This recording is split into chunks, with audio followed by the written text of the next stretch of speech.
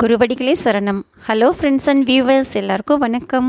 அழுகணி சித்தர் அவர்களுடைய பாடல்களும் அதற்கான விளக்கமும் பார்த்துட்டு இருக்கோம். இந்த வீடியோவில் 19வது பாடலும் அதற்கான விளக்கமும் பார்க்க போகிறோம். கற்றாரும் மற்றாரும் 90 உற்றாரும் பெற்றாரும் ஒப்பென்றே நான் இருந்தேன். உற்றாரும் பெற்றாரும் ஊரை விட்டு போகையிலே கற்றாரும் இல்லாமல் என் கண்ணம்மா கதியிழந்து நின்றதென்ன.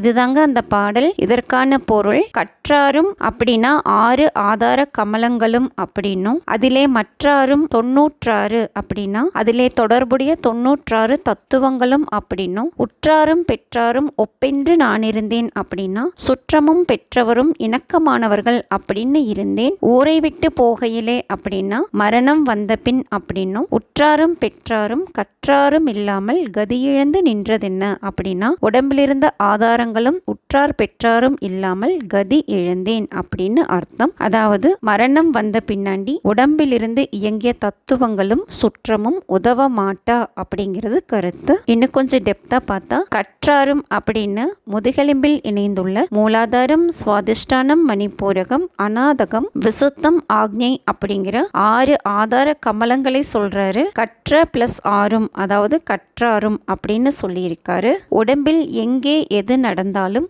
முதுகெலும்பில் அமைந்துள்ள தண்டுவடத்தின் வழியே இடைப்பிங்களை நரம்புகள் சந்திக்கும் 6 ஆதார கமலங்களால் உணரப்பட்டு செய்தி மூளைக்கு போகும். இவற்றோடு உடம்பில் 96 வர்ம புள்ளிகள் 96 தத்துவங்களாக நின்று இயங்குகின்றன. இவை 96ம் 6 ஆதார கமலங்களோடு தொடர்பு கொண்டு இயங்க உடம்பால் உண்டாகும் சகல உணர்வுகளையும் மூளை அறிகிறது. இதைத்தான் மற்றாரும் 96 அப்படின்னு சொல்லியிருக்காரு. உற்றாரும் பெற்றாரும் உபயோகமாக இருந்தாலும் மரணம் வந்த பின் யாரும் ஒன்றும் செய்ய முடியாது. எனவே உற்றாரும் பெற்றாரும் ஒப்பென்று நான் இருந்தேன் அப்படின்னும், ஊரை விட்டு போகையிலே உற்றாரும் பெற்றாரும் கற்றாரும் இல்லாமல் கதியிழந்து நின்றதென்ன அப்படின்னு கலக்கத்தையும் நிலையாமையையும் சொல்லியிருக்காரு.